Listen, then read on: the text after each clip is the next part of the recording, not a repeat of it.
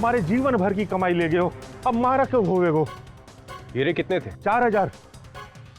4 छोड़ गए हो। अच्छा योगेश जी, एक बात बताइए कि हीरों की कीमत क्या होगी? जी 50 करोड़। 30 लाख गल्ले से भी ले गए हो। उसका शरीर तो पूरी तरह जल गया है।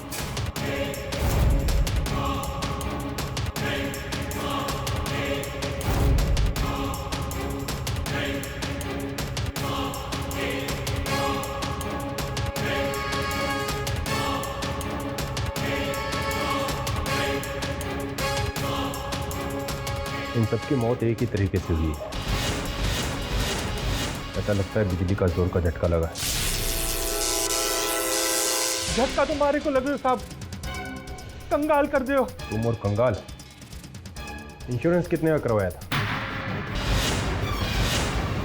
हमारे ऊपर शक कर रहे हो साहब? शक करने के लिए पगार देती है सरकार हमें।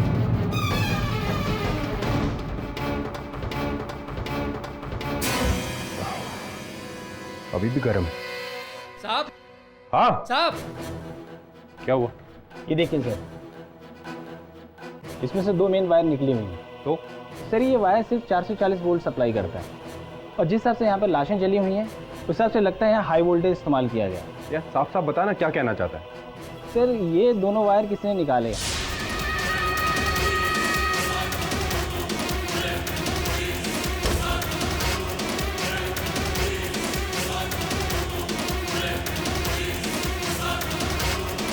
और इसमें हाई वोल्टेज सप्लाई किया गया।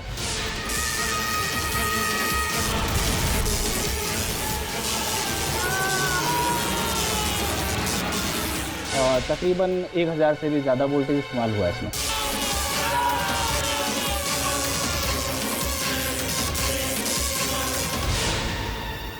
एक 1000 वोल्ट से भी ज्यादा।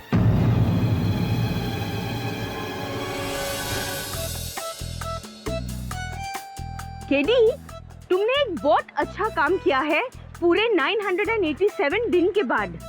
बिली, मुझे तो लगता था कि मैं जब भी कोई काम करता हूँ अच्छा काम करता हूँ, लेकिन ये इतने दिन बाद कौन सा अच्छा काम किया? आप उनको भी जानने का। 987 दिन के बाद तुमने पहली बार छुट्टी ली है, थैंक गॉड। क्या बात कर रहे बिल्ली मैडम, सच्ची? चलिए, जब छुट्टी ले ही ली है तो अपनी डायरी को भी छुट्टी दे दो। और भाई जवान, तू बता कैसा लग रहा है तुझे फ्राइड राइस? और मजा आ गया, क्या रबजी जगह लाइन है बॉस, एकदम सॉलिड, एकदम एंजॉय हो रहा है। लेकिन पता नहीं बिल्ली मैडम, आज ना आपको किसी को मिस करेगा। अच्छा, तू नैना को? नहीं, अपन तो नैना को काहे को मिस करेगा? काहे को मिस करेगा? अपन तो नैना को बिल्कुल मिस नहीं करता। मतलब अपुन तो कहता है बिल्ली मैडम अच्छा है, वो सुनैना नहीं आए, आती ना तो क्या करती, कचर कचर पकड़ पकड़ पकड़, अब ये खाना ये वो खाना। बट फिर भी ऐसे ही अपुन जस्ट जनरल नॉलेज के लिए पूछ रहा है, सुनैना काय को नहीं आई? तुम दोनों भी ना साथ रहते हो तो झगड़ा करते हो, और साथ नहीं रहते हो तो तुम उसको मिस करते हो ना। मुझे लग रहा है कि तू उसको इतना मिस कर रहा है कि सुनैना बहुत जल्दी मिस से मिसेस बनने वाली है। क्या बॉस? केडी, सुनैना क्यों नहीं आई हमारे साथ? अब सुनैना इसलिए नहीं आई कि बिल आ गया। देखो, थैंक यू बेटा।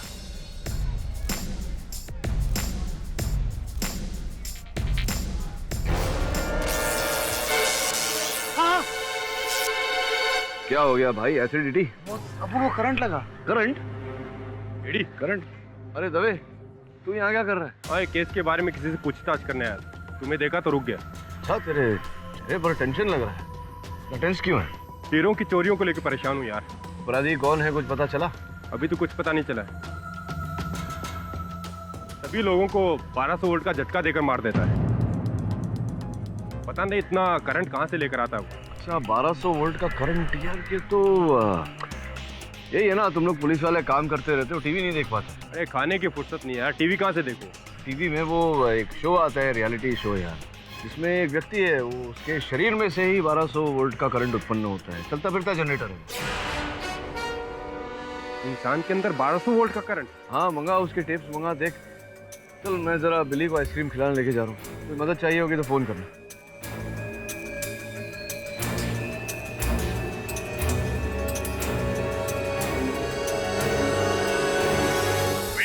एक बार फिर मैं कुणाल शास्त्री आप सबका स्वागत करता हूं शो पर, जिसका नाम है भारत के अजूबे। अब मैं आप सबको एक ऐसे इंसान से मिलवाऊंगा जो सही मायने में इलेक्ट्रीफाइंग है। यकीन नहीं आ रहा ना आपको? तो अपनी आंखों से देख लीजिए। Mister Kapil Swami, could you please come here?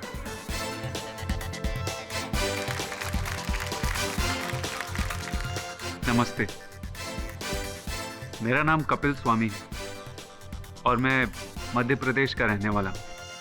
हमारे शो में आपका स्वागत है कपिल जी। अभी अभी कुणाल ने हमसे कहा कि आप वाकई में इलेक्ट्रीफाइंग हैं। ऐसा क्यों कहा उसने, और ऐसा क्या अजूबा दिखाना चाहते हैं आप? प्लीज आप हम सबको दिखाइए। बिल्कुल।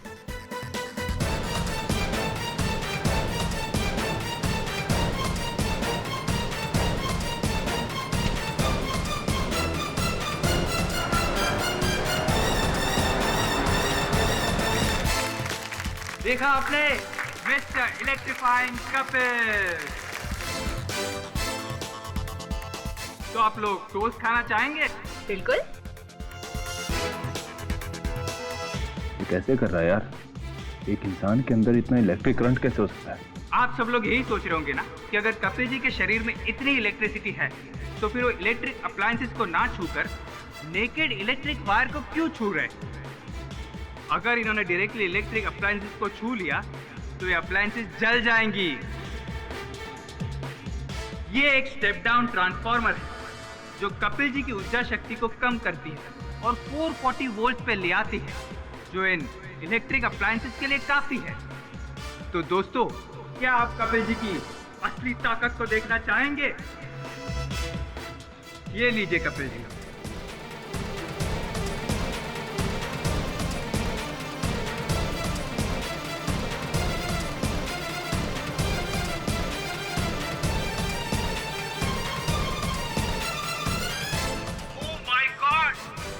इसे कहते हैं अजूबा। 1225 वोल्ट का इलेक्ट्रिक करंट। दोस्तों, कपिल के अंदर 100 नहीं, 200 नहीं, पूरे 1225 वोल्ट का इलेक्ट्रिक करंट है, जिससे बड़ी सी फैक्ट्री की सारी मशीन चल सकती है। और अगर गलती से भी इन्होंने किसी इंसान को छू लिया तो बिजली के झटके से मर भी सकता है।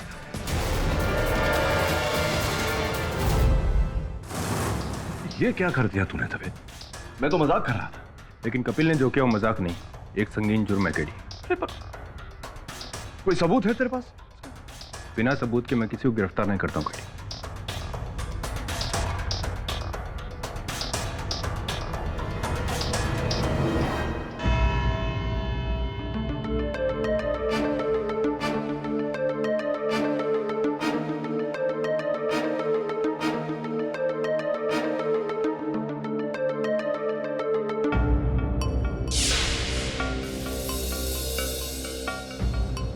मुलजिम कहाँ है? सर एक्यूज बहुत ही खतरनाक है, इसलिए उसे पुलिस कस्टडी में रखा गया है। बस आप ही का इंतजार कर रहे थे। मेरा इंतजार?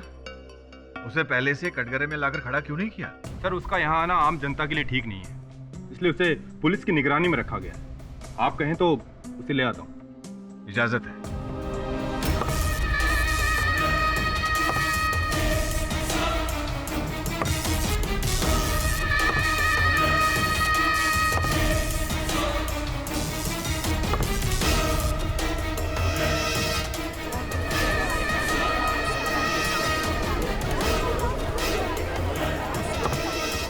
Order. Silence in the court, please.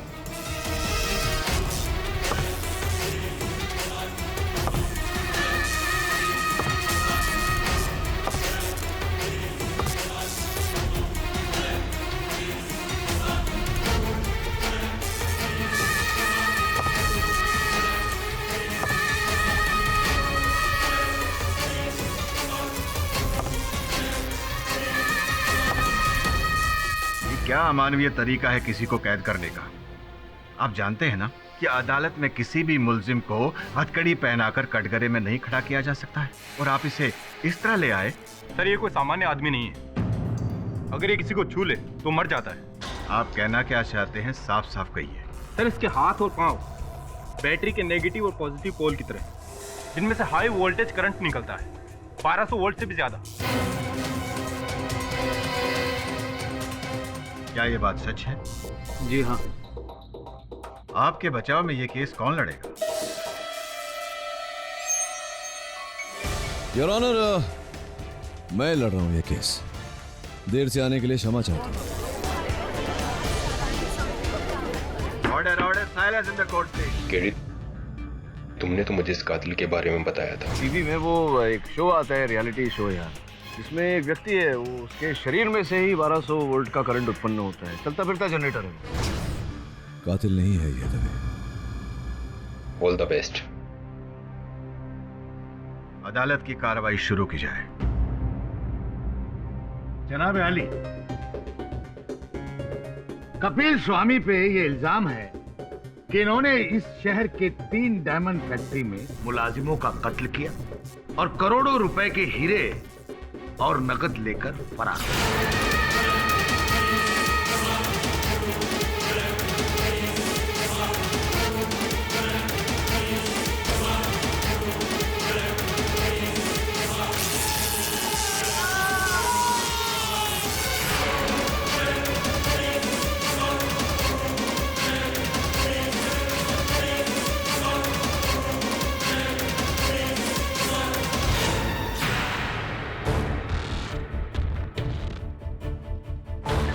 ये है वो पोस्टमार्टम की रिपोर्ट जिससे ये आया होता है कि मरने वालों को 1200 वोल्ट का झटका दिया गया।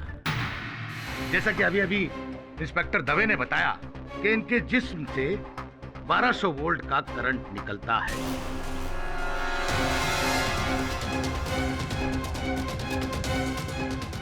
मैं अपनी इस दलील को पुख्ता करने के लिए एक गवाह को यहाँ बुलाना चाहता हूँ। दिवाकर जी, इजाजत है। सबसे पहले तो मैं आपसे गुजारिश करूंगा कि आप अपना तारुफ अदालत को दें। जैसा मेरा नाम दिवाकर बैनर्जी है, मैंने जेनेरिक साइंस में पीएचडी की है और एक्सेल रिसर्च लेबोरेटरी में बतौर रिसर्च कंसल्टेंट काम करता हूँ। जेनेटिक म्यूटेशन पे मेरी 2 किताबें भी छपी हैं। बहुत बहुत शुक्रिया दिवाकर साहब। आपने भारत के अजूबे एक शो था जिसमें आप जज बने थे। जी, तो ऐसा क्या था उस शो में? इस शो में हम ऐसे लोगों को बुलाते हैं जिनके अंदर असामान्य शक्ति हो, जो कुछ कर दिखाने का जज्बा रखते हो। इसीलिए जैसा वो शो का नाम भी था, भारत के अजूबे। तो ये कपिल स्वामी साहब ने भी हिस्सा लिया? जी हाँ, लेना ही चाहिए था, क्योंकि वो सही मायने में भारत का अजूबा है। भारत का नाम वो देश और दुनिया में रोशन कर सकते हैं। जी, फिलहाल तो नहीं। फिलहाल तो इन्होंने भारत के नक्शे पे एक बहुत बड़ा धब्बा लगा रखा है। आप बता सकते हैं ऐसी क्या खासियत थी इनके अंदर? जैसा अब इनके शरीर में 1200 वोल्ट से भी ज्यादा इलेक्ट्रिक पावर का करंट है।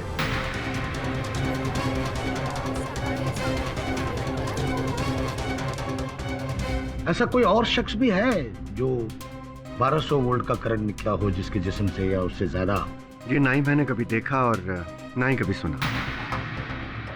मिस्टर पाठक, आप गवाह से कुछ सवाल पूछना चाहेंगे? जी नहीं योर ऑनर, जिस बात की जानकारी पूरे जग को हो उस बात को दोहराकर मैं अदालत का कीमती समय व्यर्थ नहीं करना चाहता। लेकिन एक बात है जिसका आपको भी पता नहीं है हुजूर, जहां ये वारदात हुई उस कारखाने में 440 वोल्ट का मीटर लगा हुआ था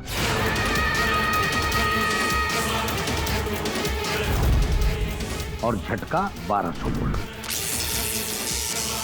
440 वोल्ट का मीटर लगा हुआ है, इसका ये अर्थ नहीं होता कि उससे अधिक ऊर्जा उत्पन्न नहीं की जा सकती। ये काम जनरेटर द्वारा भी हो सकता है। मिस्टर पाठक का पॉइंट वैलिड है, जनरेटर भी तो लाया जा सकता है। जनाब अली, मैं चाहूंगा इस बात को पुख्ता इंस्पेक्टर तभी करें तो बेहतर होगा। अनुमति है। सर, जनरेटर की इस बात से मैं सहमत नहीं हूँ। छोटे से छोटा जनरेटर भी इतने साइज का होता है। मैंने मौके वारदात की जांच की और आसपास के लोगों से पूछताछ भी की। जिस वक्त ये हादसा हुआ उस वक्त वहाँ एक सिक्योरिटी गार्ड था जिसे 1200 वोल्ट का झटका देकर मारा गया। अगर खूनी जनरेटर लेकर वहाँ गया होता तो उसे सिक्योरिटी गार्ड से नजरें चुराकर मीटर बॉक्स तक जाना पड़ता और मीटर के साथ उसे कनेक्ट करना पड़ता। इतने बड़े जनरेटर के साथ गार्ड्स को चकमा देकर भीतर घुसना नामुमकिन। इसका मतलब मौका वारदात पर कातिल खाली हाथ गया milord.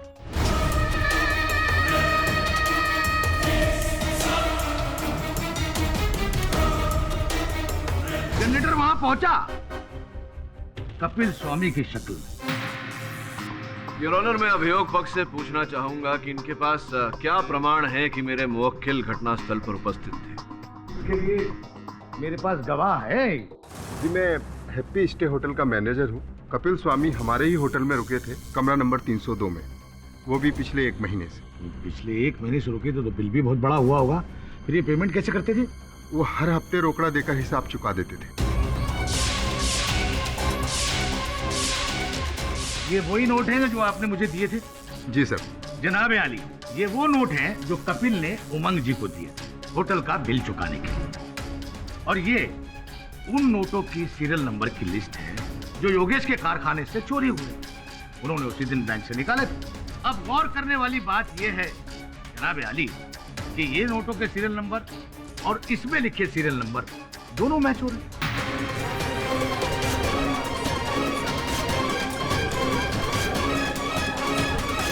Order, order, silence, please.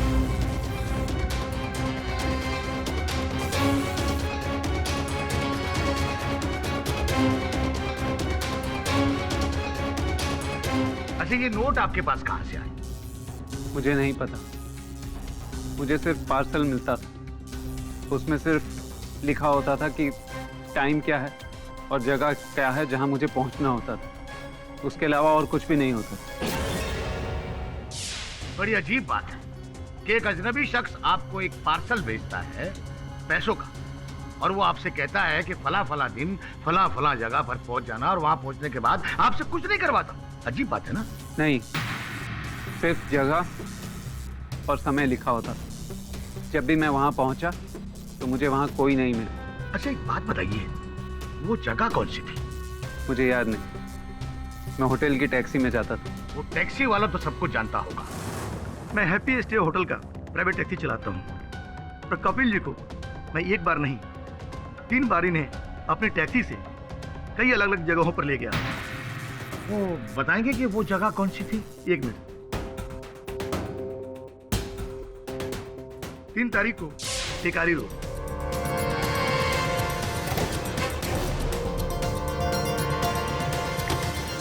16 तारीख को मोमिन चौक,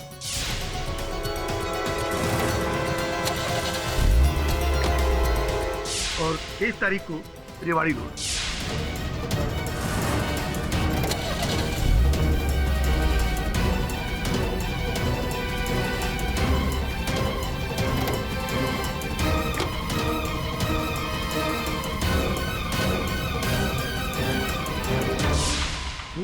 ये सब कुछ आप इस डायरी में लिखते हैं? जी साहब, क्योंकि हर महीने की आखिरी तारीख को मैनेजर साहब को हिसाब देना पड़ता है। तो फिर तो आप इसमें वक्त भी लिखते होंगे?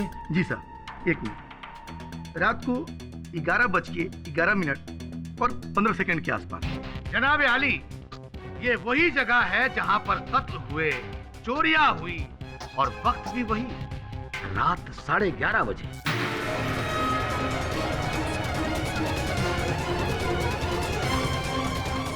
हाँ, तो वहां पहुंचने के बाद क्या होता था? मुझे वहां रुकने को बोलकर कपिल साहब कहीं चले जाते थे और 45-50 मिनट के बाद वो आते थे और फिर मैं उन्हें लेकर होटल वापस आता था।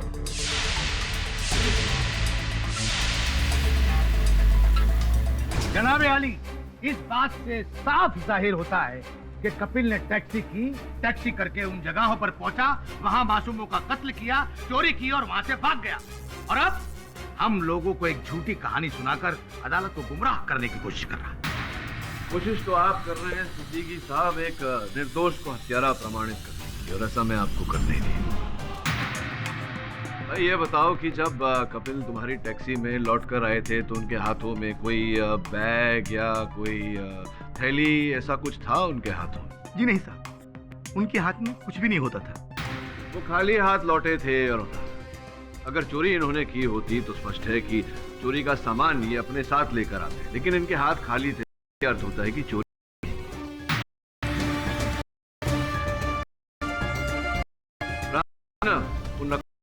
जो इन्होंने अपने होटल मैनेजर उमंग को दिए थे भुगतान के लिए, प्रश्न मैं बुलाकर करना चाहूँ। जब कपिल ने को रुपए बिल के भुगतान के, आपने उन्हें उन रुपयों की पावती भी दी 4 तारीख, 15 तारीख, 24 तारीख। वो जो रुपयों का पार्सल था उन तारीख पर मिले थे? साहब मुझे याद नहीं है, पर अभी मुझे वो पार्सल मिलता तुरंत नीचे जाकर का भुगतान कर उसी दिन उसी तारीख बिल का भुगतान करते थे। और ऑनर, जिस तारीख पर इन्हें वो नकद रुपयों का पार्सल मिला था, और ये तीनों दिन योर ऑनर वही दिन है जहां पर कारखाने में चोरी हुई थी, हत्या हुई थी। मिस्टर पाठक, आप कहना क्या चाहते हैं? मैं ये कहना चाहता हूँ योर ऑनर कि हत्यारा कपिल नहीं कोई और है। कोई और है जो हत्या करता था, चोरी करता था और फिर चोरी के रुपए कपिल को भेजता था, साथ में चिट्ठी भेजता था इसे अगले वारदात के स्थान पर बुलाने के। योर ऑनर 3 बार यह घटना घटी और चौथी बार भी ऐसा ही होने वाला था, किंतु कपिल को पुलिस ने हिरासत में ले लिया, जिसके कारण योर ऑनर संभव है कि असल हत्यारा ने अपनी ये योजना रद्द कर दी हो। ओहो, तो आपके मुताबिक कोई और है जो इस कपिल को फंसाना चाहता है, लेकिन ये नामुमकिन है योर ऑनर, क्योंकि 1200 वोल्ट का झटका देने की कुव्वत सिर्फ इस कपिल में है और किसी में नहीं। कपिल के पार्सल वाली बात कतई झूठी है मिलोड। योर ऑनर, कोई मिला नहीं इसका ये अर्थ नहीं होता कि कोई है ही नहीं। मुझे पूरा विश्वास है कि कोई और है, और जब तक वो व्यक्ति नहीं मिल जाता जिसने कपिल को नकद रुपयों का पार्सल भेजा था, इस केस पर किसी परिणाम तक पहुंचना उचित नहीं होगा यार। उस व्यक्ति को खोजने के लिए मैं अदालत से समय की मांग करता हूं। यह अदालत इस महीने की 14 तारीख तक के लिए मुलतवी की जाती है। The court is adjourned. जिस व्यक्ति ने पार्सल भेजा था तुम्हें जानते हो तुम उसे? नहीं साहब, तंग आ गया था अपनी गरीबी से। जैसे ही फोन आया, पैसा कमाने की लालच में गांव छोड़कर शहर आ गया। फोन आया था तुम्हें? किसका फोन आया? नंबर याद नहीं है। अच्छा, एक मिनट। श्रवण, नंबर क्या है तुम्हारा? लिखा? कितने दिन पहले फोन आया था? 40-45 दिन पहले। पिछले 40-45 दिन पहले इस नंबर पे जो भी फोन आया था मुझे बता। तो यहाँ मुंबई में कैसे जानते हो तुम? मुंबई में मेरा कोई दोस्त या रिश्तेदार नहीं है। हाँ, ये भारत के अजूबे में हिस्सा लेने के बाद काफ़ी लोगों से मुलाकात हो गई। किससे? शो के ऑर्गेनाइजर और काफ़ी लोगों से भेंट हुई, लेकिन अब सभी के नाम और शक्ल याद नहीं है। हाँ, कुछ अखबार वाले भी मिले थे, पर वो हमें ज़्यादा पसंद नहीं आए। क्यों, ऐसी क्या बात थी उनमें? साहब हमें ऐसे देख रहे थे जैसे हम सर्कस के जानवर हों। और बताओ, कोई ऐसा विशेष व्यक्ति जिसके साथ तुम्हारी भेंट हुई हो? वो एक लेबोरेटरी वाले थे, और हाँ, एक हवाई जहाज वाली मैडम। हवाई जहाज वाली मैडम? कौन? जो उस शो की जज भी बनी थी, माया मेम साहब, जिन्होंने हमें अपने घर पर खाने के लिए बुलाया था। बहुत बड़ा दिल है उनका। उन्होंने हमारी माँ के लिए और हमारी पत्नी के लिए तोहफे भी दिए थे। बहुत अच्छी हैं बेचारी। अच्छी है तो बेचारी क्यों कह रहे हैं? हमने सुना है उनके पति का कारोबार कुछ सही नहीं चल रहा। हम तो भगवान से यही प्रार्थना करते हैं कि उनकी सारी तकलीफें दूर हो जाए। बहुत ही भले मनुष्य हो तुम कपिल। क्या फायदा साहब, बचपन से हमारा कोई दोस्त नहीं हुआ। सब राक्षस कहकर बुलाते थे हमेशा। बड़ा होने के बाद भी कुछ बदला नहीं है। हमारी ये शक्ति हमारे लिए एक अभिशाप बन गई। देखिए किस मुसीबत में आकर खड़े हो गए हैं। हाँ कपिल, अब परिस्थिति तो कठिन है, लेकिन आग्रह करूंगा तुमसे कि हिम्मत बांधे रखो। मैं हूं तुम्हारे साथ। इतना विश्वास दिलाता हूं तुम्हें कि तुम्हारे साथ कोई अन्याय नहीं होने दूंगा। बस एक आप ही का सहारा है साहब। एक बात बताओ कपिल, इस शक्ति के साथ तुम साधारण सा जीवन कैसे जीते हो? तुम्हारी पत्नी, माताजी?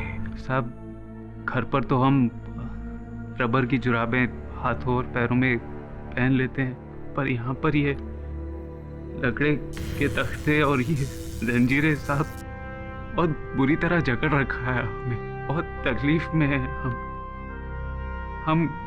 हम किसी पर हमला नहीं करेंगे साहब। हमारी विनती है आपसे, हमें इन तख्तों से आज़ादी दिलवा दीजिए साहब।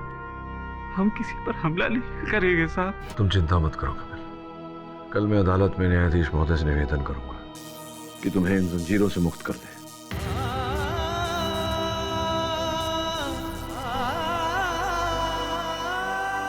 तुम कह रहे थे कि प्रयोगशाला वालों ने तुमसे संपर्क किया था, किस विषय में? क्या काम था उन्हें तुम्हारा? एक्सेल लेबोरेटरी वाले मुकेश जी हैं साइंटिस्ट। Amazing Kapil, amazing. वाकई में कमाल का पावर है तुम्हें। नो डाउट तुम दुनिया के 8वें अजूबे हो। वैसे ये इलेक्ट्रिक पावर आता कहाँ से है तुम्हें? कहाँ से आता है तो पता नहीं सर, लेकिन बचपन से ही ये शक्ति है मेरे अंदर। That's great, that's great. मेरा ये कार्ड रखो, और वो हमें अपने साथ अपनी लेबोरेटरी भी ले गए। जहाँ तक मेरी जानकारी है वहाँ तो विद्युत पर्याप्तता पर संशोधन किया जाता है। तुम पर किस प्रकार का प्रयोग किया था उन्होंने? वो करीबन 8 महीने पहले की बात है ये।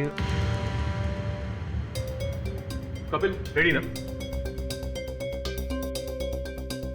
मुकेश ये क्या कर रहे हो यार? इतना हाई वोल्टेज करंट से तो ये आदमी मर जाएगा। कोई भी बिजली का पावर इसे नहीं मार सकता। मुझे तो यकीन है कि ये ट्रांसफार्मर के पावर को भी धकेल देगा। Kapil, are you ready? हाँ जी। Here we go. 1, 2, 3.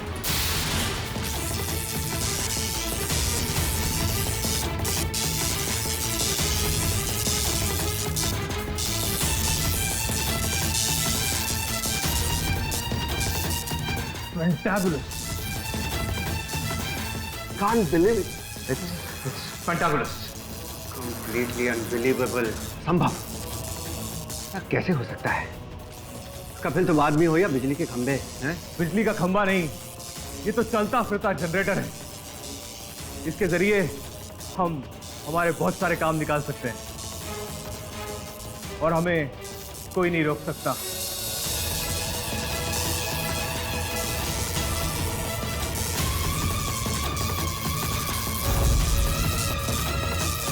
फिर उन्होंने कई रिसर्च की।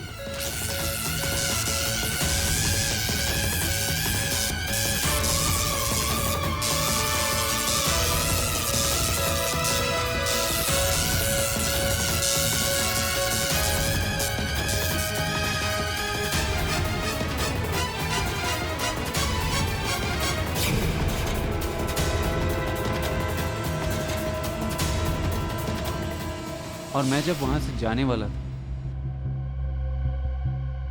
तभी मुझे किसी ने मारा।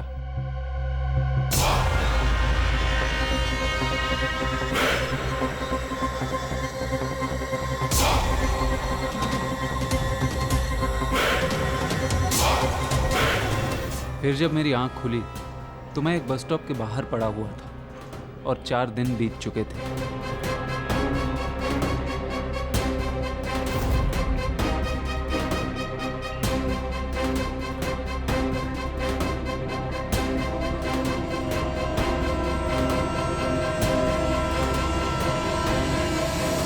उन 4 दिनों में मेरे साथ क्या हुआ ये मुझे कुछ पता नहीं है। नहीं, वो पता लगा लेंगे। हाँ श्रवण बोल। ऐसा बस एकदम अपन भूल गया। हाँ अपन बॉस ये कह रहे था, अपन को जो बोला था ना अपन सब चेक किया, एकदम चेक किया बॉस। टोटल 3 फोन आए थे एकदम। पहला फोन आया था वो टीवी चैनल और दूसरा फोन आया था वो उधर थे। हाँ बॉस वो क्या कहते हैं उसको, वो होता है ना वो जो डॉक्टर लोग होते हैं, वो सफेद कुर्ता पहन के वो माथा पोड़ी करते रहते हैं उधर, वो सब अरे चाचा लोग सब एक साथ होते हैं बॉस। क्या कहते हैं उसे, वो धुआं निकलता है रंग बिरंगा वो। हाँ वो एक्सेल लेबोरेटरी एसएल लेबोरेटरी। हाँ दूसरा फोन आया था एसएल लेबोरेटरी। तीसरा माया बजाज का। बॉस अपन को ऐसा खबर मिलेला है, आपका ये जो कपिल भाई है ना,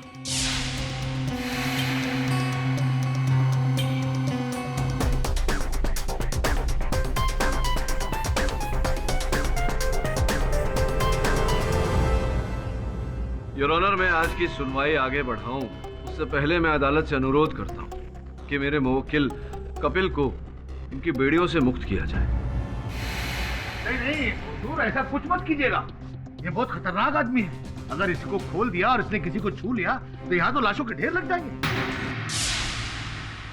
योर ऑनर, कपिल बचपन से अपने परिवार समेत समाज में रहा है और आज तक इसके कारण किसी को नुकसान नहीं हुआ। लेकिन यहाँ शहर में तो हुआ है।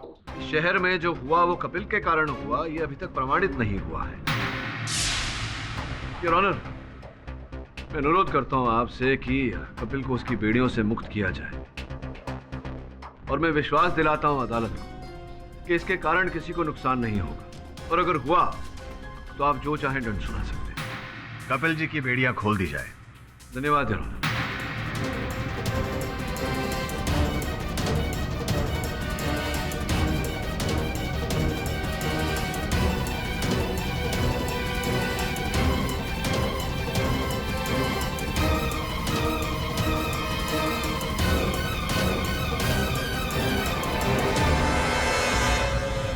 Thank you sir.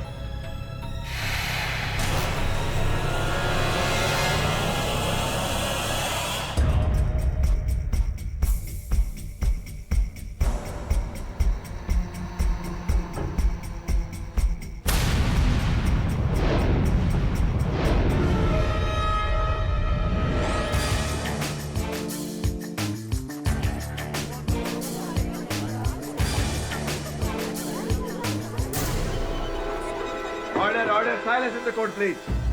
Your Honor, अब मैं एक्सेल लेबोरेटरीज के वरिष्ठ वैज्ञानिक मुकेश जी को कटघरे में बुलाने की अनुमति चाहता हूँ। इजाजत है। मुकेश जी, आपकी प्रयोगशाला में विद्युत की उत्पन्नता पर संशोधन किया जाता है, सही है ये? जी हाँ।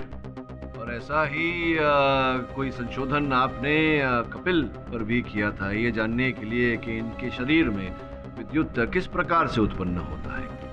हाँ सर। मिस्टर पाठक, ये हम सब जानते हैं कि मुकेश जी ने कपिल को रिसर्च के लिए बुलाया था। इससे आप साबित क्या करना चाहते हैं? योर ऑनर, मैं ये साबित करना चाहता हूँ कि मुकेश जी ने कपिल पर प्रयोग किया, ये जानने के लिए कि इनके शरीर में विद्युत की उत्पन्नता किस प्रकार से होती है। इसका रहस्य जानने के बाद इन्होंने कपिल के अंदर जो विद्युत की शक्ति है उसकी प्रतिकृति बनाई, यानी कि उसे रेप्लिकेट किया। तत्पश्चात इन्होंने वही शक्ति को अपने शरीर के अंदर बांध लिया और फिर हीरों की चोरियां की और हत्याएं भी इन्हीं ने की।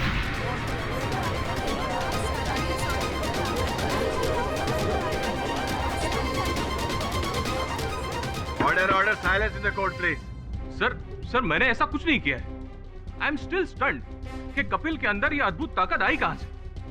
और ना ही मैंने कपिल के कोई पावर को रेप्लिकेट किया है। नहीं मतलब ये जानने का प्रयास तो किया था आपने, किया था प्रयास आपने, सिर्फ प्रयास किया था आपने, तो संभव है कि आपको रहस्य पता चल गया हो, आपने लोगों को बताया ना हो और फिर शक्ति को अपने अंदर डाल के आपने ये कांड किया हो।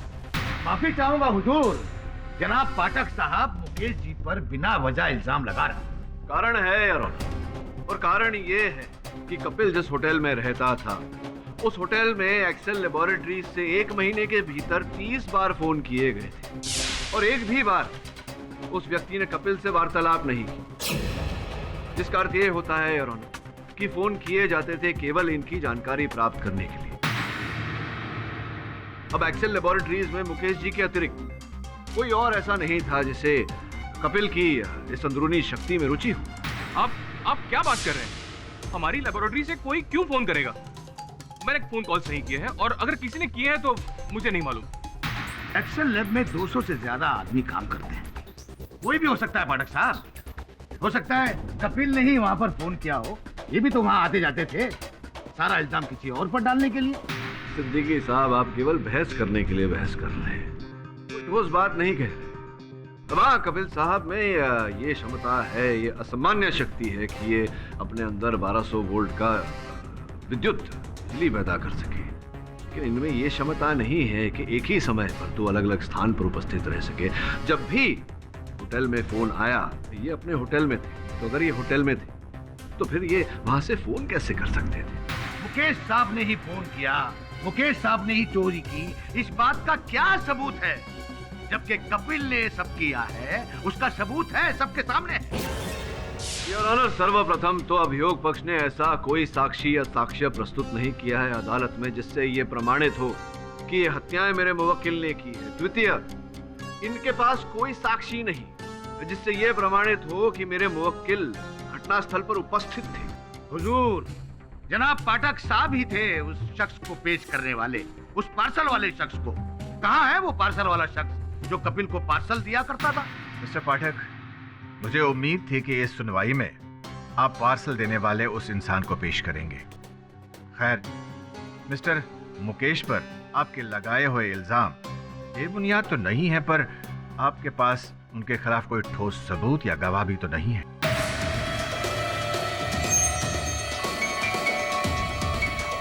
ऐसे हालात में यह अदालत आपकी बात नहीं मान सकती है।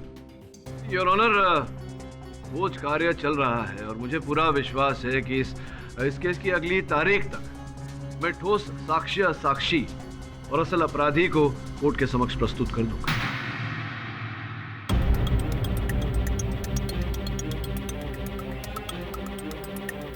यह अदालत 2 दिन के लिए मुलतवी की जाती है। Court is adjourn.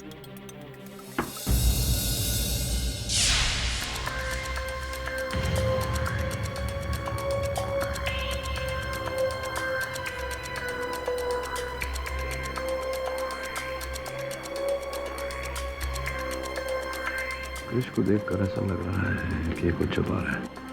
तो इसका पीछा पता कर कहानी क्या है।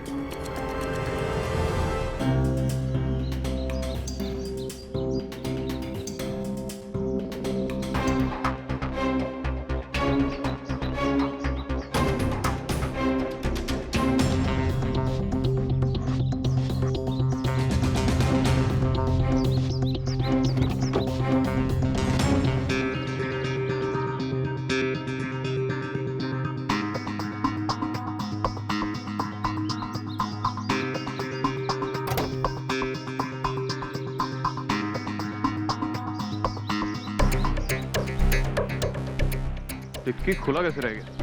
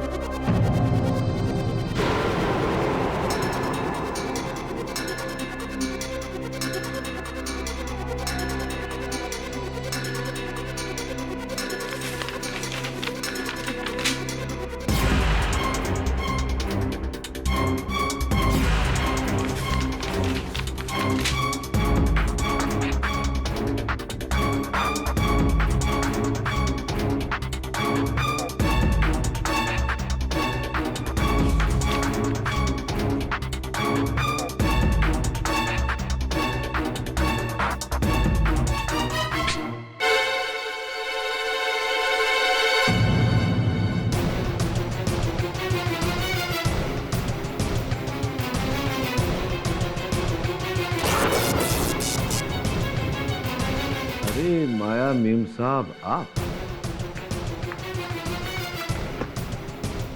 नमस्कार नमस्कार, क्या कर रही हैं आप यहाँ? यही सवाल अगर मैं आपसे पूछूं तो मैं आपसे कहूंगा कि मेरा चलित फिरत दूरभाष यंत्र बजा। Excuse me. हाँ श्रवण बोल। बॉस, अभी अपन ने किसी से फोन पे बात करते हुए सुना। अच्छा, से वो शरीर में बिजली का करंट पैदा करने की ताकत के बारे में बात करेला था। हाँ बॉस। किससे बात कर रहा था? बात कर रहा था वो अपन को नहीं पता बॉस। हाँ वो, लेकिन अपन को इतना पता है कि वो उसने उसको मिलने बुलाया है। तू कहाँ है इस समय? बॉस पूछो, अपन को पता नहीं अपन किधर है।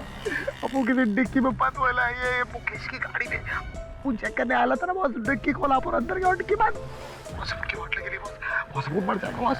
बॉस अपन को बचा लो बॉस। बॉस जोर से लगने लिए बॉस। चिंता मत कर यार, मैं पता लगाता हूँ। बस एक मिनट। दबे, श्रवण कहीं फंस गया है। उसका मोबाइल फोन ट्रेस कर, पता लगा कहाँ है, मुझे एसएमएस कर। हाँ जी, तो मैं कह रहा था कि मैं यहाँ आया था अपने मुवक्किल कपिल को निर्दोष साबित करने के प्रमाण ढूंढने। अब आपकी बारी, बताइए आप यहाँ क्या कर रही हैं? मैं भी कपिल को बचाने आई हूँ यहाँ पे। तो बचाने आई थी या फंसाने आई थी? देखिए मैं सच बोल रही हूँ, मुझे कपिल पर बहुत ही दया आती है। मुझे ऐसा लगता है कि उसे कोई फंसा रहा है। आज जब आप कोर्ट में मुकेश पर इल्जाम लगा रहे थे, मुझे कहीं ना कहीं लगा कि सारी की सारी चाल मुकेश की है, इसलिए मैं उसके लिए यहाँ पे सबूत ढूंढने आई। ऐसा लगा आपको? बताइए, कपिल के प्रति इतनी सहानुभूति क्यों है आपको? क्योंकि मैंने इतना लाचार और बेबस इंसान आज तक अपनी लाइफ में नहीं देखा। माना कि उसके पास इलेक्ट्रिक पावर की शक्ति है, लेकिन देखा जाए तो वो टैलेंट सिर्फ लोगों का दिल बहलाने के लिए है। उसके अंदरूनी उसे कितनी तकलीफ हो रही है, किसी को भी फिक्र नहीं है। एक्सक्यूज मी, श्रवण जी मिल गए। दवे साहब का एसएमएस आया है। मैं चलता हूँ। मुझे लगता है पकड़ी जाए उससे पहले आपको भी प्रस्थान करना चाहिए। जी।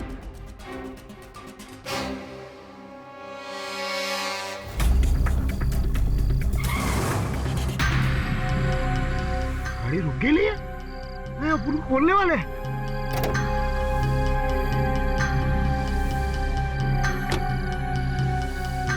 अभी तक नहीं आया।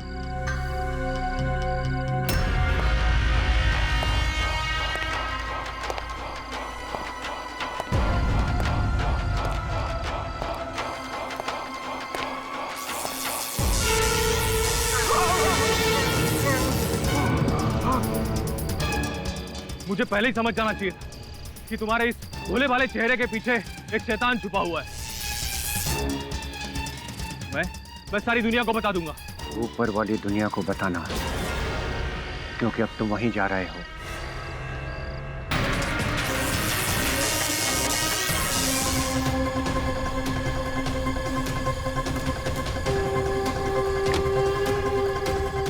अब मुकेश के साथ साथ इस गाड़ी का भी खाई में स्वाहा।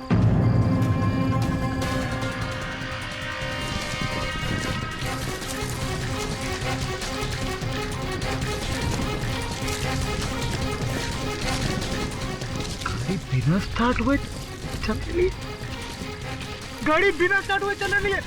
KD boss, KD boss, KD boss, हमको बचाओ, केडी बॉस।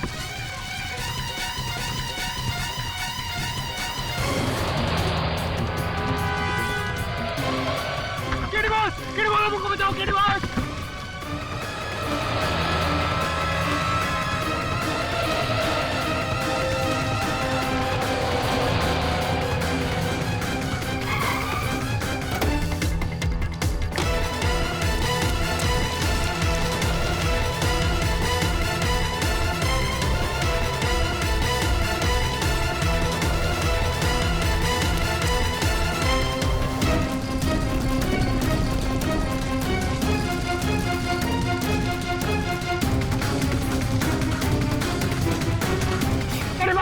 बचा दिए केडी बॉस। हनुमान जी हमको बचाओ।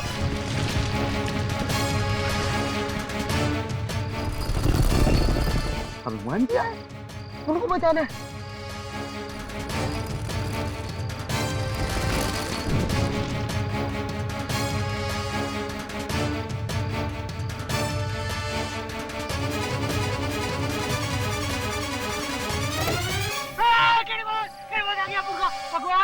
किड बॉस अपने अपन को बचा दिया, अपन की वाट लगे रही थी किड बॉस एकदम। तो ठीक है। हाँ बॉस।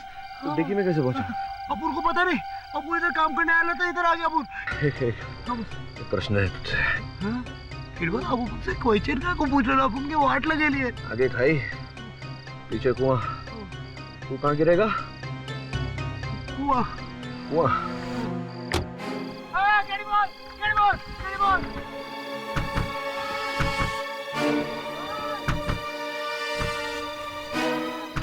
हाँ क्या कर रहे हो आप? उनको डरा क्या कर रहे हो? तो खुद ही बोला कुएं में गिरेगा।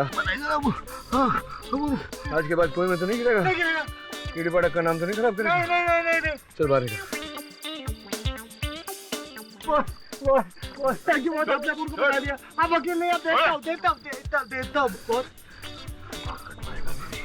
चल आगे की कहानी मैं सोच लूंगा, पीछे की कहानी तो बता। पीछे? हाँ बॉस। बॉस अपन आपने बोला था ना अपन को वो मुकेश का पीछा करने का, तो अपन मुकेश का पीछा कर रहा था। अपन मुकेश का पीछा करते करते गाड़ी के पास अपन ने उसकी डिक्की खोली जैसे देखा मुकेश उधर खड़े था, तो अपन फटाफट डिक्की में घुस गए छुपने के लिए, और मुकेश आगे उसने डिक्की बंद किया। बॉस उसके बाद फुल हिलन डुलन अपन का पूरा बॉडी हिलेला है बॉस। बॉस लेकिन आपको अपन कुछ बताना चाहता है। अपन ने मुकेश को किसी से फोन पे बात करते हुए सुना था।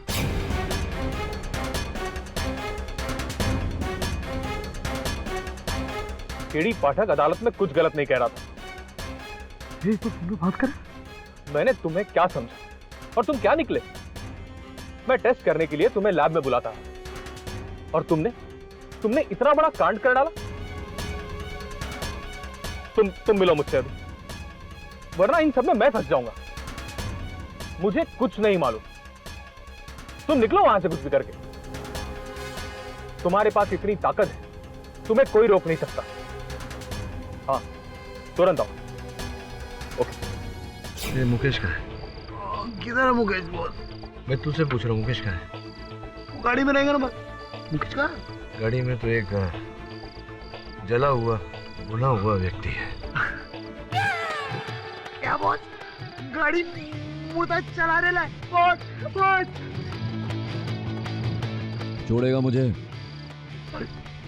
मतलब मुकेश? हाँ मुकेश। तू जाएगा उसके पीछे? नहीं गलती हो गई। चले? हाँ बॉस। दवे को फोन लगा पड़ेगा। हाँ बॉस।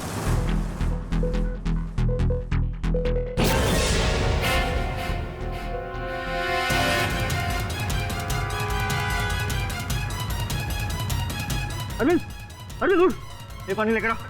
अरविंद उठ।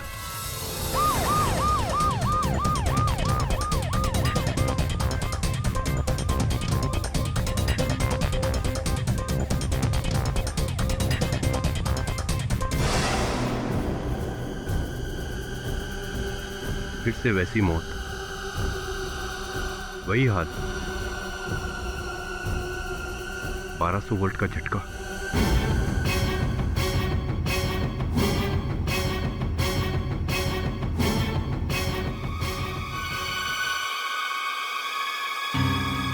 अब तो तुझे विश्वास हो गया दवे कि कपिल हत्यारा नहीं है। क्या कर ही नहीं सकता, पुलिस की हिरासत में कोई और ही व्यक्ति है।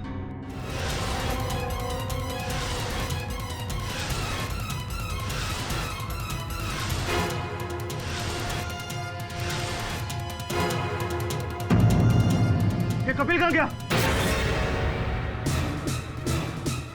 सर मैं कपिल के लिए खाना लेकर आया था सर, लेकिन वो मेरे साथ बहस करने लगा और बिजली का जोर का झटका लगा सर, और मैं बेहोश हो गया सर। तुम्हें पता कपिल कितना खतरनाक आदमी है?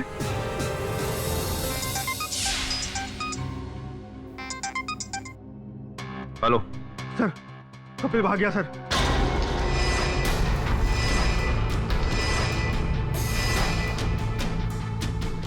केडी वो कोई दूसरा आदमी नहीं, मुकेश को कपिल ने मारा। वो जेल से भाग गया।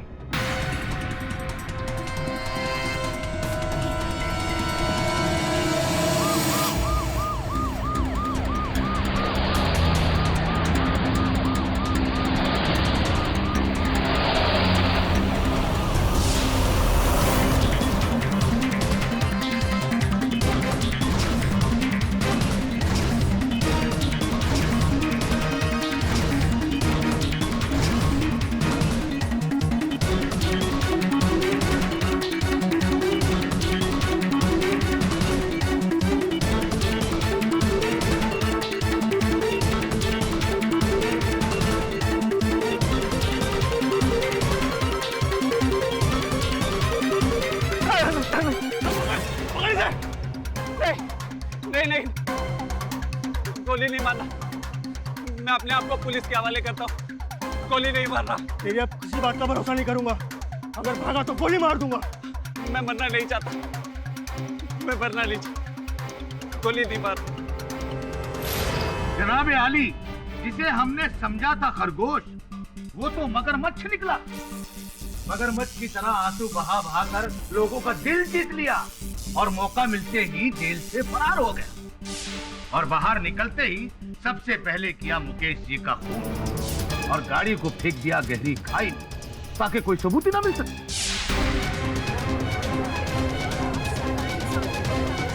Order order, silence please. मैंने नहीं मारा मुकेश जी को। हाँ, मैं जेल से भागा था, लेकिन उसकी वजह भी कुछ और थी। ए बिजली के खंभे, चलो चल खाना खा ले, चल।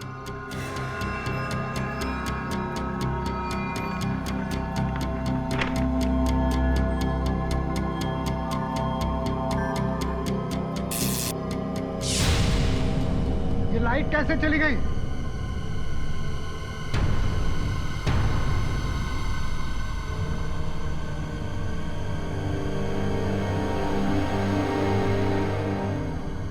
क्यों बे बिजली के खंभे? हाँ, तू अंधेरे में खाना खाएगा? ये तो वही बात हुई ना कि जिसके घर में कुआं हो फिर भी वो प्यासा रहे। क्यों? चल जला के दिखा दे सारे, चल। देखिए, आप मुझे परेशान मत कीजिए, मैं बाद में खा लूंगा। बाद में क्यों? मैं भी तो देखूं ना तेरा अजूबा। चल, अपनी उंगली से ये सारे बिजली के बल्ब जला और बाद में मेरे घर पे भी आ जाना। हाँ? मेरा बिजली का बिल भी बच जाए। देखिए, हाँ, देखिए आप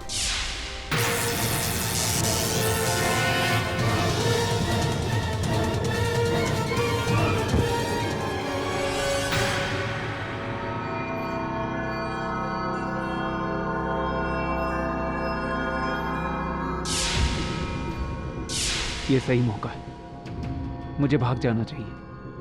अगर केडी सर मुझे बचा नहीं पाए तो मुझे फांसी हो जाएगी, लेकिन मैं मरना नहीं चाहता। हाँ, मैं मरना नहीं चाहता, मुझे भाग जाना चाहिए।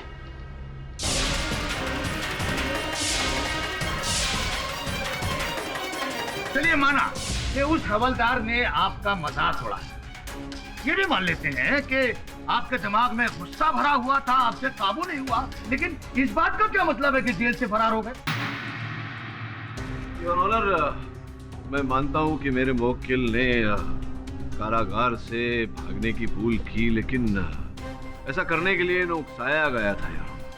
ये इनके किए के लिए आप जो दंड उचित समझे इन्हें दीजिए, किंतु हत्या इन्होंने नहीं की है योर ऑनर। यहाँ तक कि इनका स्वभाव भी हिंसक नहीं है, और इस बात की पुष्टि करने के लिए मैं इनके माताजी को कटघरे में बुलाने की अनुमति चाहता हूं। माताजी, आपके पुत्र पर यह आरोप लगाया गया है कि इन्होंने कई निर्दोष व्यक्तियों की हत्या की है। ये भी कहा गया है कि इन्हें अधिक क्रोध आता है और उसके कारण ये अपना संतुलन खो बैठते हैं। इस विषय में आपका क्या कहना है? मेरा बच्चा कपिल ऐसा नहीं है जज साहब। मेरा बच्चा तो एक मच्छर तक को नहीं मारता, वो लोगों को क्या मारेगा? बचपन में जब कोई उसको चिढ़ाता था तो वो चुपचाप रोकर घर आता था, किसी को कुछ नहीं बोलता था, भूखे पेट सो जाता था। किसी के साथ उसने मार पीट की हो या किसी के ऊपर गुस्सा किया हो, ऐसा आज तक नहीं हुआ है। जनाब आली, जज्बात का सहारा लेकर मुजरिम को बेगुनाह साबित करने की कोशिश की जा रही है। अब एक डाकू की माँ से अगर उसके बच्चे के बारे में पूछेंगे तो वो अपने बच्चे की अच्छाइयां ही अलापेगी। एक शैतान बच्चे की माँ अपने बच्चे को उस खुदा की नियामत समझकर पालती, लेकिन यहाँ तो अजूबा है मिला। एक माँ ने अपने बच्चे को हैवान पैदा किया है। शक होता है कि एक माँ की ममता तहजीब सिखाने के बजाय उसे दहशत गर्दी सिखा रही है।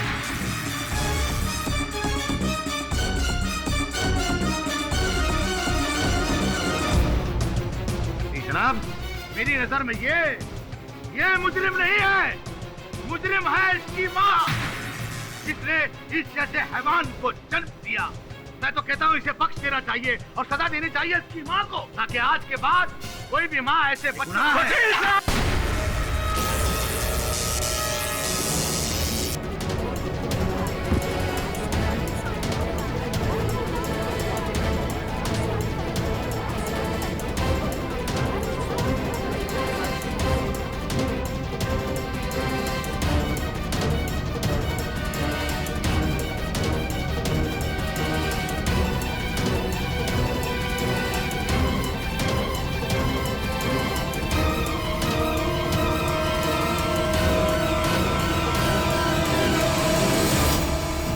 सर, आप पर जानलेवा हमला किया है कपिल ने।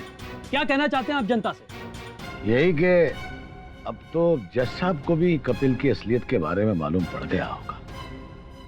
दुख तो तब होता है जब केडी पाठक जैसे काबिल वकील मुजरिमों को बचाने के पीछे पड़े रहते हैं। क्या वो नहीं जानते कि कपिल मुजरिम है? कपिल मुजरिम है और अगली सुनवाई में मैं ये साबित कर दूंगा कि कपिल से बड़ा मुजरिम है ही नहीं कोई।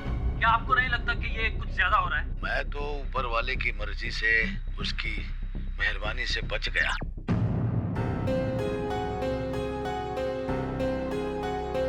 बॉस, बुरा मत मानिएगा, लेकिन उनको लगता है इस बार पहली बार आपसे गलती हुई। आपने गलत आदमी पे भरोसा किया था बॉस। मतलब बॉस, ये कपिल दिखने में कितना भी शरीफ लगे, लेकिन है एक नंबर का घटिया आदमी।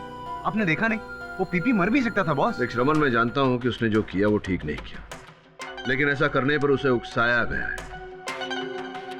तेरे माता पिता के लिए अगर कोई अश्लील शब्दों का प्रयोग करे, तुझे गुस्सा नहीं आएगा, क्रोध नहीं आएगा? बॉस, अपुन ऐसी बातें बचपन से सुनता है, लेकिन अपुन ने आज तक किसी को 1200 वॉट का झटका नहीं दिया बॉस। केडी, इस बार मेरे को लगता है कि तुम गलत आदमी पर ट्रस्ट कर रहे हो। अच्छा, तो तुम दोनों को ऐसा लग रहा है कि कपिल ने ही मुकेश की हत्या की है? अरे और नहीं तो क्या बॉस, वो कपिल जेल तोड़ के भागा था ना, और अपुन ने मुकेश जी को फोन पे बात करते हुए सुना था। कैसे पता कि मुकेश जी उससे बात कर रहे थे? बॉस, वो अब अपुन को नहीं पता, लेकिन और मुकेश जी और किससे बात करते रहेंगे, आप बताओ। अच्छा, तो जेल में कैसे उसके पास फोन आया? और अब तुम दोनों को मुंबई पुलिस फोर्स पे भी भरोसा नहीं रहा, विश्वास नहीं रहा। तुम लोगों का ऐसा मानना है कि उनका हाथ है उसे भगाने में। बॉस देखो, अपुन ये सब नहीं जानता, लेकिन अपुन इतना जानता है कि अपुन जब डिक्की में था, अपुन को सॉलिड करंट लगा था, और वो कपिल के अलावा और किसके बदन में करंट दौड़ता है बॉस? केडी, इसके बातों में पॉइंट है। हाँ, तो सब तर्क मत करो मेरे साथ। जा, तू पता लगा कि मुकेश फोन पे किससे बात कर रहा था। बॉस से। ठीक है, कोई जरूरत नहीं। तू नहीं था उससे पहले भी मैं अपना काम करता था, इस केस में भी करूंगा। बॉस, ऐसी बात नहीं है, अपुन तो बस।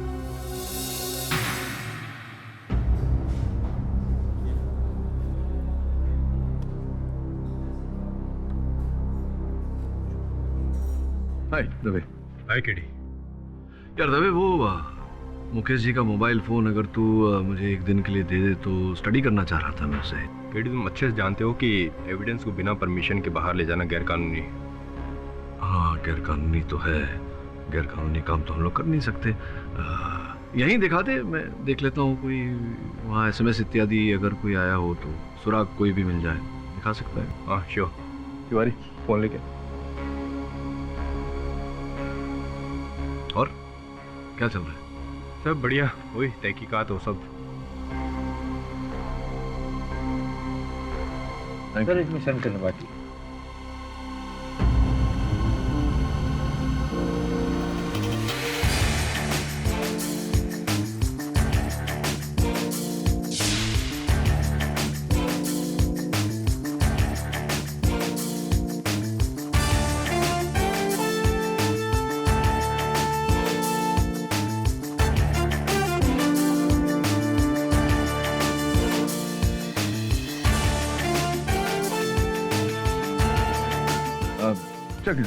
हो गया, थैंक यू।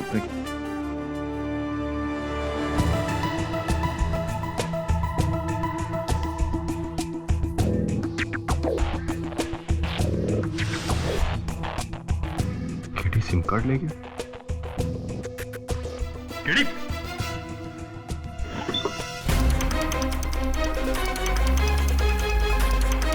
मुकेश की गाड़ी।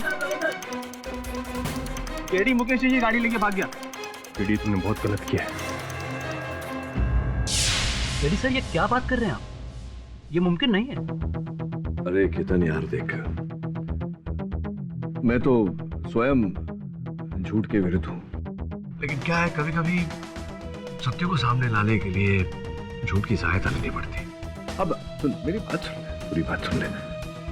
देख वैसे भी न्यूज़ चैनल्स पर तो कितनी बार ऐसा होता है कि गलत न्यूज़ आ जाती है, फिर जानकारी मिलने पर कहा जाता कि पहले जो जानकारी मिली थी वो गलत जानकारी मिली थी, अब ये जानकारी सही है। तो ऐसा ही कुछ होगा। तू समझ रहे ना मैं क्या कह रहा हूँ? और समय आने पर मैं स्वयं इस बात पर से पर्दा उठा दूँ।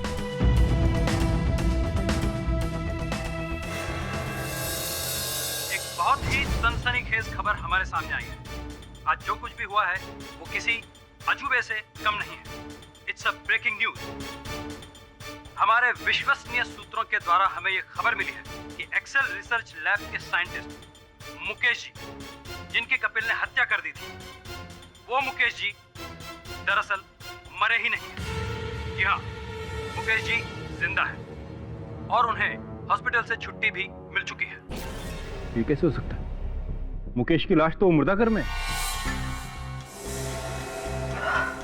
हो गया, कर दिया तूने। या केडी सर, थैंक यू यार, थैंक यू। लेकिन मेरा लाइसेंस भी जा सकता है सर। अरे तेरे लाइसेंस को कुछ नहीं होगा। तूने पुण्य का काम किया है।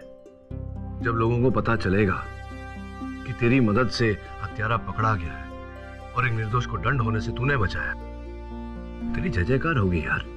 Well done.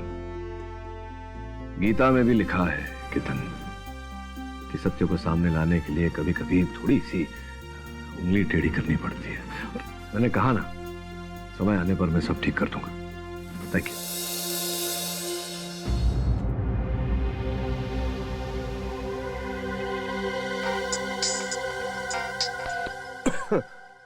हेलो मुकेश साहब, मैं मुन्ना धोबी साहब। आप जिंदा हो साहब, बहुत अच्छा लगा साहब। मेरा वो हिसाब बाकी था साहब, मेरा हिसाब कर दोगे ना? कैसा हिसाब? अच्छा, वो तुमने जो मेरे कपड़े इस्त्री किए थे उसका हिसाब मांग रहे होंगे। तो भाई देखो, जान है तो जहान है। वैसे भी गीता में लिखा हुआ है कि कर्म कर, फल की इच्छा मत कर। समझ गए? चल बाद में फोन करो। जी साहब।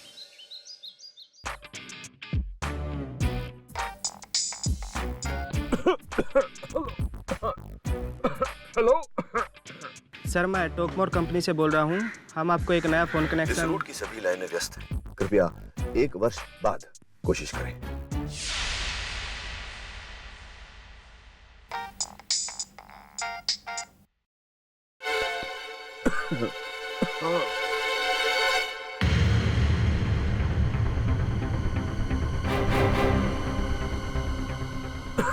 बच गया।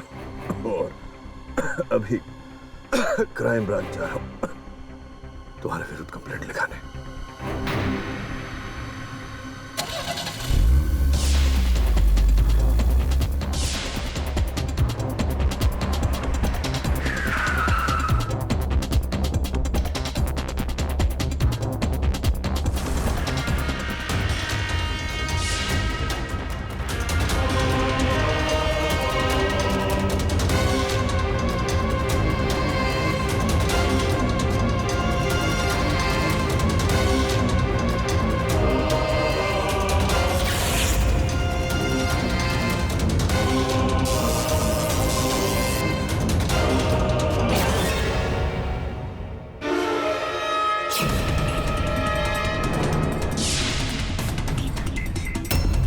केडी पाठक, तुम?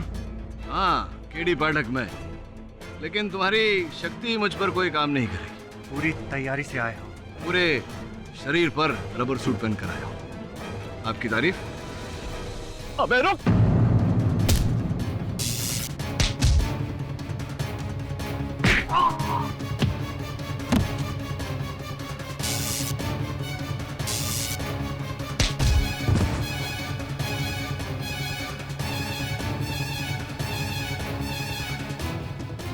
दिखाई तो कर दे।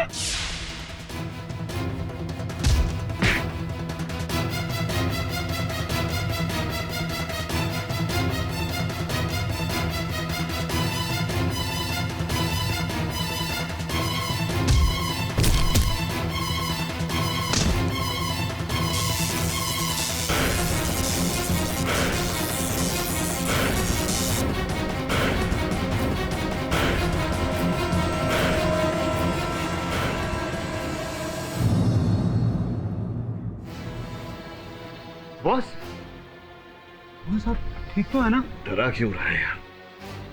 बॉस ऐसे जान पे खेलने का क्या जरूरत था? आपको मालूम आप डेयरिंग पर ऐसे जान पे खेलने का काय को? वो कितना टेंशन हो गया मालूम? बचपन से जान पर खेलने की आदत है मेरी। पूछ दवे को, बताएगा। लेकिन केडी तुम्हारी जान भी जा सकती थी। अब दवे जो हुआ नहीं उसके बारे में विचार विमर्श करके समय क्यों व्यर्थ करना? उस बारे में बात करते हैं जो होने वाला है। मतलब? इस हादसे से इतना तो प्रमाणित हो गया कि कपिल में जो असामान्य शक्ति है वो किसी और व्यक्ति में भी है। बस उसे पकड़ना है। केडी, तुम रिलैक्स करो, हाँ? नहीं तो तुम संपन्न हो जाओगे। अरे वाह बिली, तुम्हारी हिंदी तो सुधरती जा रही है।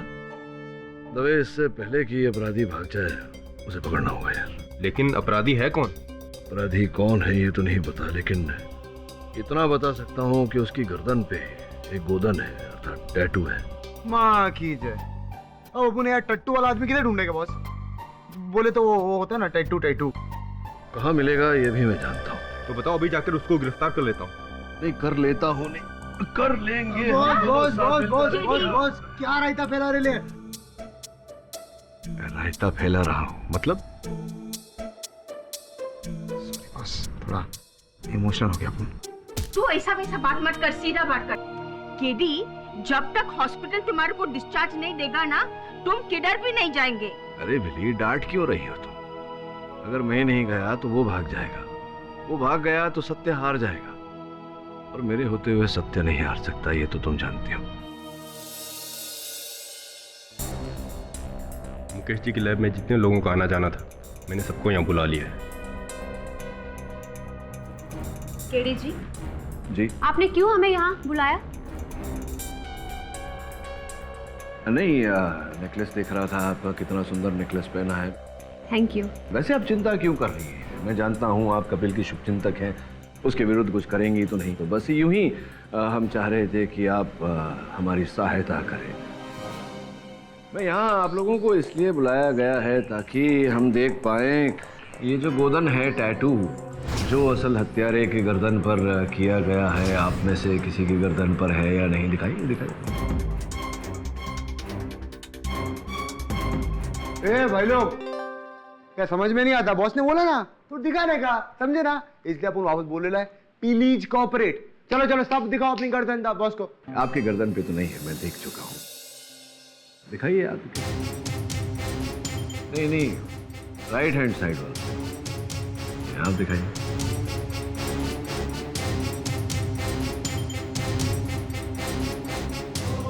बॉस ये भी एकदम सफा चाट। जरा पीछे करिए, आप थोड़ा कॉलर पीछे खींचिए। यूं करिए मुंडी, दिखाइए। अच्छा नहीं, तो आप में से किसी के गर्दन पर अगर नहीं है टैटू तो संभवतः आप जानते होंगे कि किसके गर्दन। देखिए टैटू, देखिए किसी। नहीं, मुझे नहीं मालूम है। अच्छा, आपको नहीं मालूम? सर मुझे नहीं मालूम। क्यों मुझे ऐसा लग रहा है कि आपको मालूम है। बोलिए ना, कौन है वो व्यक्ति? बोलिए बोलिए। सर लेकिन मैं नहीं जानता हूँ सर। देखिए सच बोलिए। आप सच नहीं बोलेंगे तो फिर दवे साहब की ये जो कड़क वर्दी है ये आपसे सच बुलवाएगी। बता दीजिए ना। सर वो दिख रहा है फोटो में सर, वो हमारे साथ काम करता है। दवे लग जा काम पे।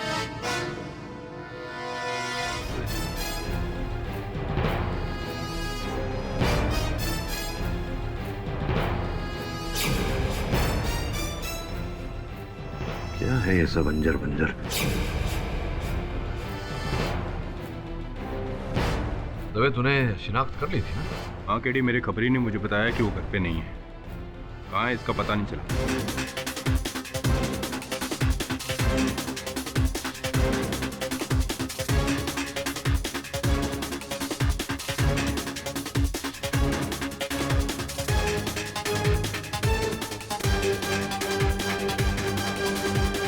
मनुष्य के शरीर में विद्युत पैदा करने वाली पुस्तकें, लगता है ये सब अंजर पंजर उसी विषय में।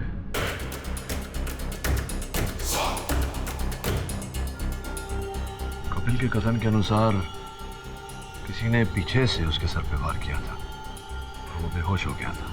हाँ, 4 दिन बाद उसे होश आया।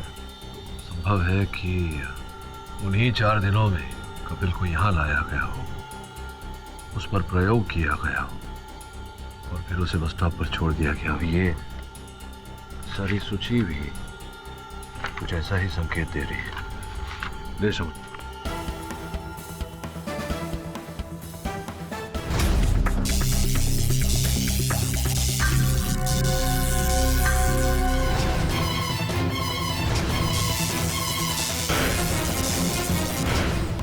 मिला के तात्पर्य ये है कि एक्सेल लेबोरेटरी वाले जो नहीं कर पाए, वो इस व्यक्ति ने कपिल के साथ कर दिखाया। अपने शरीर में 1200 वोल्ट की शक्ति पैदा करने की क्षमता पैदा कर ली। हाँ केडी, अब समझ में आया कि माजरा क्या है। बॉस अपन की एकदम सॉलिड हट रही लिया, अपन को समझ में नहीं आ रहा अब अपन लोग क्या करेंगे बॉस। अब स्पष्ट है कि वो व्यक्ति वो शहर छोड़ने का प्रयास करेगा।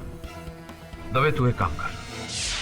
केडी, तुम्हारे कहने पे हमने उस डेबिट कार्ड को ट्रैक किया है। अभी अभी उस कार्ड का इस्तेमाल एयरपोर्ट पे किया गया है।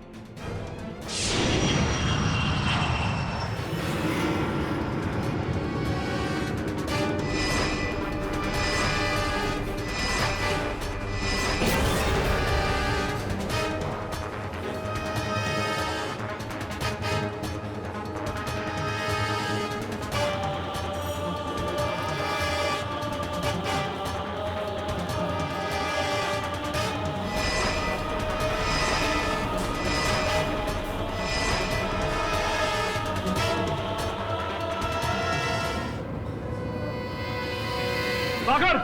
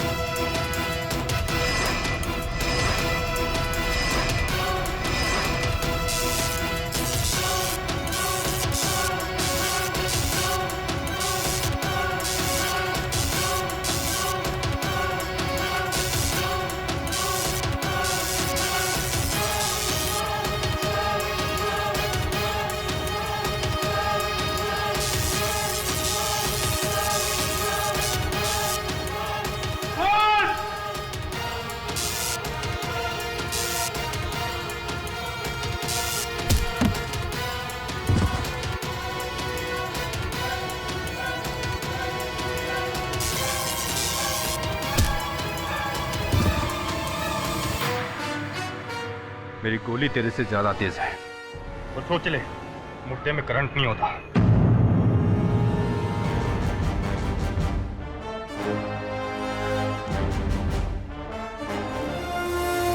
जनाब आली, इंतजार की इंतहा हो गई।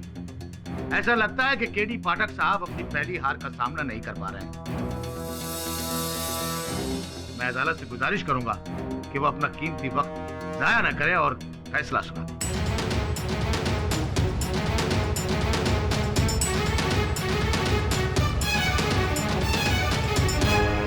तमाम गवाहों और सबूतों को मद्देनजर रखते हुए और बचाव पक्ष के वकील की गैर मौजूदगी को अदालत की तौहीन मानते हुए यह अदालत मुल्जिम कपिल स्वामी को घोषित न करें यारों, क्योंकि असल अपराधी को मैं संग लेकर आया हूं। दिवाकर,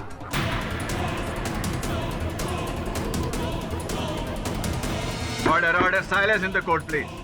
मिस्टर दिवाकर को कटघरे में लाया जाए।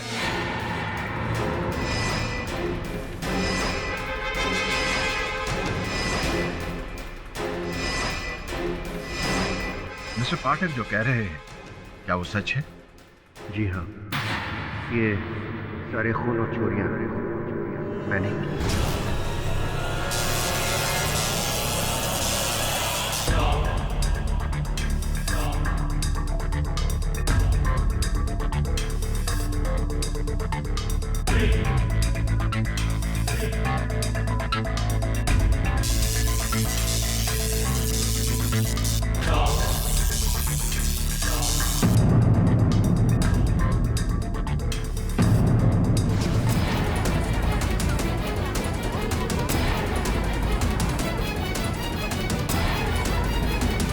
Order order silence please. मैं एक्सेल रिसर्च लेबोरेटरी में बतौर कंसल्टेंट काम करता था। जिस दिन मिस्टर मुकेश कपिल को लेकर लैब में आए, उसी दिन मुझे आइडिया आया।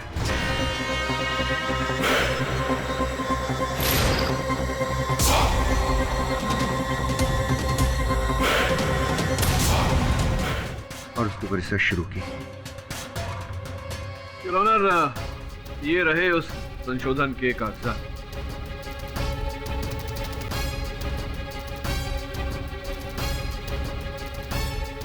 लेकिन इस रिसर्च से दिवाकर जी ने अपने अंदर 1200 वोल्ट का करंट कैसे पैदा किया? योर ऑनर, जैसे कि मैंने कहा था, ये दिवाकर जी मेरे मुवक्किल पर कुछ प्रयोग कर रहे थे। ये जानने का प्रयत्न कर रहे थे कि इस प्रकार का विद्युत इनके शरीर में किस प्रकार से पैदा होता है, और उसी शोध के उत्तरों को लेकर इन्होंने एक यंत्र का आविष्कार किया। इनकी चमड़ी बड़ी मोटी है। आप आज्ञा दे तो थोड़ी चमड़ी इनकी उतारूं, कुछ इस प्रकार से।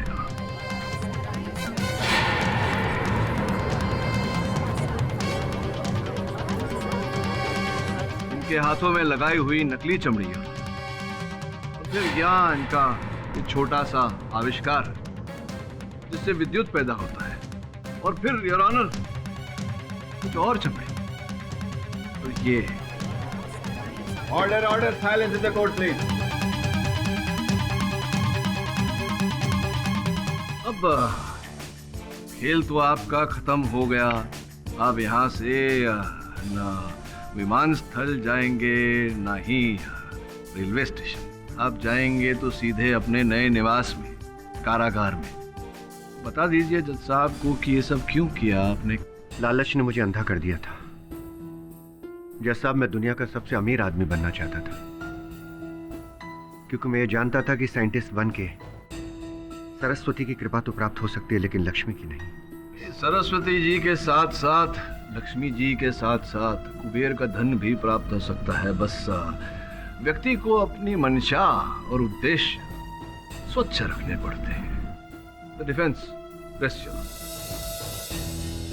ये अदालत दिवाकर के इकबाल जुर्म को मद्देनजर रखते हुए उन्हें फौरन हिरासत में लेने का हुक्म देती है और मिस्टर कपिल स्वामी को निर्दोष पाते हुए बाइज्जत बरी करती है। The case is closed। अरे सिद्दीकी साहब, ये जान करके कि इस केस में असल हत्यारा कौन है और किस प्रकार से उसने हत्याएं की, मुझे तो बड़ा झटका लगा। आपको झटका लगा क्या 1200 वोल्ट का?